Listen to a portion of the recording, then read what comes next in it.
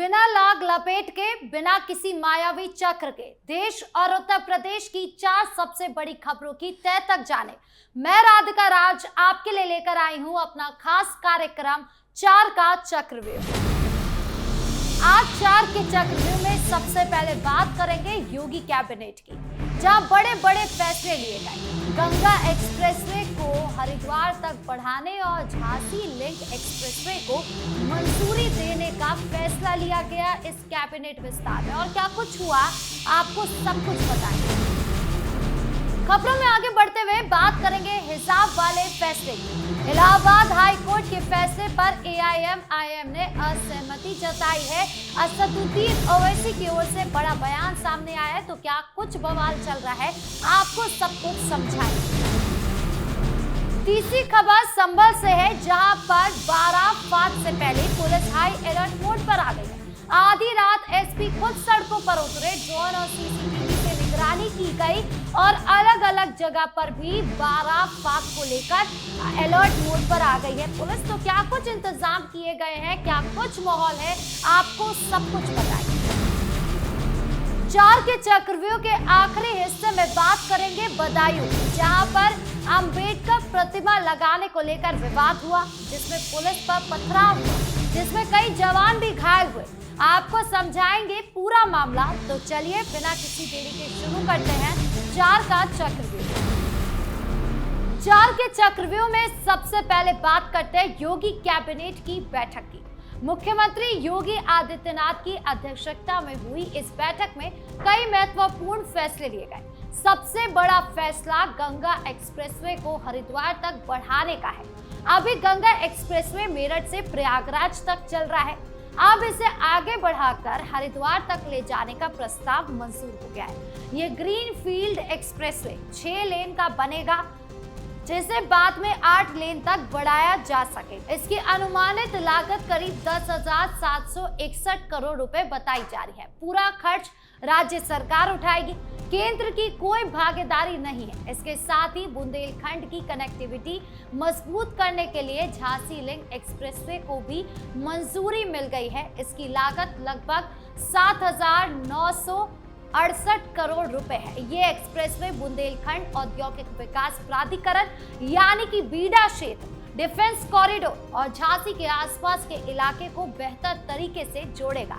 इससे वहां तक आवागमन आसान और तेज हो जाएगा। कैबिनेट ने सुल्तानपुर के integrated manufacturing and logistic culture यानी कि IMLC बनाने का भी फैसला लिया है। इसकी लागत करीब 272 करोड़ रुपए है। इससे स्थानीय युवा और रोजगार के नए मौके मिलेंगे। औद्योगिक निवेश बढ़ाने के लिए 8 मेगा इकाइयों को लेटर ऑफ कंफ्रंट जारी करने की मंजूरी दी गई है। इसमें गौतम बुद्ध नगर, हमीरपुर, हाथरस, बांकीपुर, लखीमपुर खीरी, मथुरा और उन्नाव जैसे जिलों में सैकड़ों करोड़ रुपए के निवेश वाले प्रोजेक्ट शामिल हैं। इनमें गौतम बुद्ध नगर, हमीरपुर, हाथरस, बाराबंकी, लखीमपुर खीरी, मथुरा और उन्नाव जैसे जिलों में सैकड़ों करोड़ रुपए के निवेश वाले प्रोजेक्ट शामिल हैं। ये फैसले साफ दिखाते हैं कि सरकार इंफ्रास्ट्रक्चर, औद्योगिक विकास और कनेक्टिविटी पर जोर दे रही है। गंगा एक्सप्रेसवे के विस्तार से धार्मिक पर्यटन भी बढ़ेगा। हरिद्वार और आसपास के इलाके में आर्थिक गतिविधियां तेज होगी, रोजगार के अवसर भी बढ़ेंगे। झांसी लिंक से बुंदेलखंड का विकास तेज होगा। कुल मिलाकर कहें तो प्रदेश के विकास को नई रफ्तार देने वाले फैसले योगी कैबिनेट में हुए हैं। बढ़ते हैं दूसरी बड़ी खबर की तरफ। इलाहाबाद हाई कोर्ट ने हाल ही में स्कूल ड्रेस कोड और हिजाब को लेकर एक फैसला सुनाया था। प्रयागराज के टैगोर पब्लिक स्कूल की एक छात्रा ने यूनिफॉर्म के साथ हिजाब पहनने की अनुमति मांगी थी। कोर्ट ने साफ कहा कि हिजाब इस्लाम का अनिवार्य हिस्सा साबित नहीं होता और स्कूल का ड्रेस कोड समानता और अनुशासन के लिए जरूरी है। अब इस फैसले के बाद एआईएमआईएम ने असहमति जताई है। पार्टी के प्रवक्ता शादाब चौहान ने कहा कि हम इस फैसले से सम्मान असहमत है। हिजाब एक चॉइस का मसला है और मजहबी मामला है। उन्होंने सुप्रीम कोर्ट के पुराने फैसले का हवाला दिया, कहा कि जब ये मामला सुप्रीम कोर्ट गया तो जस्टिस सुधांशु धूलिया ने भी माना था कि ये फ्रीडम से जुड़ा है। शादाब चौहान ने आगे कहा कि अगर हिजाब पर रोक लगेगी तो कल कोई टर्बन के खिलाफ, कोई तिलक के खिलाफ, कोई कलावा या मंगलसूत्र के खिलाफ चला जाएगा, चीजें बहुत आगे चली जाएगी। उन्होंने सुझाव दिया कि हिजाब को ड्रेस कोड में शामिल कर लिया जाए, कलर कॉम्बिनेशन मिलाकर स्कार्फ पहना जा सकता है। छात्रा स्वेच्छा से हिजाब पहन रही हैं तो उसकी आजादी का हनन क्यों हो रहा है? इससे पहले बरेली के मौलाना शहाबुद्दीन रिजवी बरेलवी ने भी फैसले पर प्रतिक्रिया दी थी। उन्होंने कहा कि ये शरीयत का मामला है, महिलाओं को अपना बदन ढकने की इजाजत है, हिजाब इस्लामी पहनावा है। फैसला आने के बाद धार्मिक संगठनों और राजनीतिक दलों में चर्चा तेज हो गई। मुद्दा अभी भी थमने वाला दिखाई नहीं दे रहा, क्योंकि अभी बवाल शुरू ही हुआ है। अभी आगे देखते हैं कि आगे इस मामले पर और क्या कुछ प्रतिक्रियाएं सामने आती हैं। खबरों में अब बात करते हैं संभल की। यूपी के संभल जिले में बराव फात का जुलूस निकलने वाला है। इसे लेकर पुलिस और प्रशासन पूरी तरीके से अलर्ट मोड पर है। मंगलवार की देर रात एसपी विकास चंद्र त्रिपाठी खुद पुलिस फोर्स के साथ सड़कों पर उतरे। सीओ अमन सिंह, सीओ कुलदीप सिंह, 4 थानों की पुलिस की टीम साथ पैदल मार्च कर रही थी। पुलिस को निर्देश दिए गए कि संवेदनशील जगहों पर पर्याप्त जवान तैनात रहें, किसी भी स्थिति से निपटने के लिए तैयार रहें। संभल को संवेदनशील जिला माना जाता है। 2024 की हिंसा के बाद यहाँ बड़े आयोजन होने से पहले इसी तरीके से सावधानी बरती जाती है। पैदल मार्च के बाद एसपी ने शहर में लगे सीसीटीवी कैमरे की व्यवस्था भी चेक की और क्या कुछ सुरक्षा के इंतजाम किए गए हैं, पुलिस क्या कुछ कह रही है, आप भी सुनिए। बराव वफात के जुलूसों को देखते हुए पुलिस प्रशासन के स्तर पर पुलिस कमेटी की मीटिंग हो गई है। थाना मोहल्ला स्तर पर सभी मीटिंगों का आयोजन हो चुका है। पूर्व वर्षों की तरह ही शांतिपूर्ण त्यौहार को मनाने के लिए और जुलूस के निर्धारित रास्तों पर ही निकाले जाने के लिए सभी ने सहमति भी जताई है।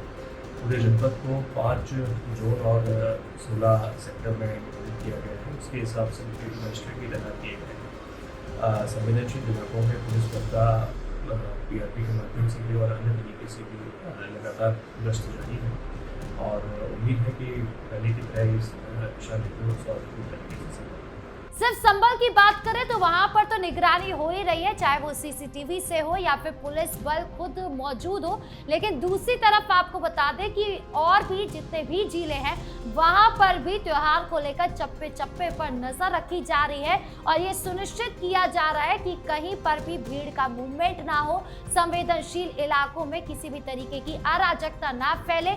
हर जगह, चाहे वो सोशल मीडिया मॉनिटरिंग की बात हो या फिर कोई भड़काऊ पोस्ट या फिर खुद ऑफलाइन लोगों के सामने पुलिस बल सुरक्षा के इंतजाम किए बैठे हुए हैं। अब आगे क्या कुछ माहौल रहता है ये अभी देखना बाकी होगा। चार के चक्रव्यूह के आखिरी हिस्से में बात करेंगे बदायूं की, जहां अंबेडकर प्रतिमा लगाने को लेकर बवाल हो गया। कुछ लोगों ने ग्राम समाज की सरकारी जमीन पर अंबेडकर साहब की मूर्ति लगाने की कोशिश करी। प्रशासन सुबह ही मौके पर पहुंच गया। समझाने की कोशिश की गई कि अनुमति लेकर नियम से मूर्ति लगाई जाए। शाम करीब 7:30 बजे कुछ लोगों ने पुलिस पर पथराव करना शुरू कर दिया।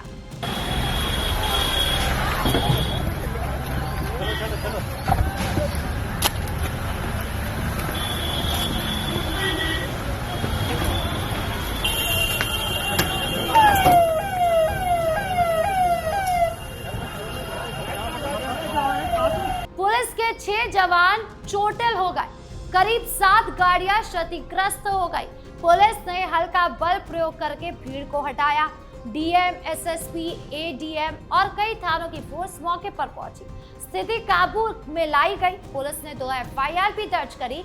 एक हमला और बलवा करने की दूसरी सरकारी जमीन पर कब्जे की। 32 लोगों को नामजद और करीब 250 अज्ञात के खिलाफ मामला दर्ज है। अब तक 8 लोगों को गिरफ्तार भी किया जा चुका है। एसएसपी अंकित शर्मा ने बताया कि बाबा साहेब की मूर्ति को सुरक्षित रख लिया गया है। आगे सख्त कानूनी कार्रवाई होगी। जिला अधिकारी अविनाश कुमार राय ने कहा कि शांति व्यवस्था कायम है।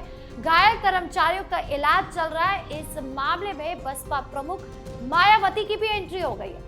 उन्होंने पोस्ट करके शासन प्रशासन से तुरंत शांतिपूर्ण समाधान निकालने की मांग की है। कहा कि डॉक्टर भीमराव अंबेडकर ने सबको समान अधिकार देने वाला संविधान दिया है, विवाद को जल्द सुलझाया जाए। घटना के बाद इलाके में तनाव था, लेकिन पुलिस ने स्थिति को संभाल लिया।